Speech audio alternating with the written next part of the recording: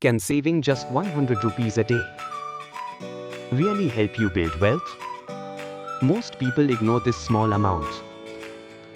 But here's what actually happens if you stay consistent. 100 rupees a day sounds tiny, but it adds up to 3,000 rupees a month. And if you invest it, that's where the magic begins.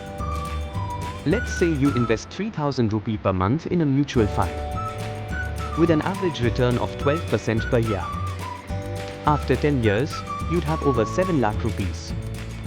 That's more than double what you put in. You invest 3,000 rupees per month. That's 36,000 rupees a year. In 10 years, you put in 3.6 lakh rupees. But the power of compounding gives you 7.1 lakh rupees. You didn't double your savings. Your money did it for you. Anyone can follow this. Even if you earn 15,000 rupees a month, saving 100 rupees a day is possible. This isn't about big money. It's about small steps every day. Stop waiting for a big salary. Start building the habit today. Because time matters more than amount. More time is equal to more compounding is equal to more growth.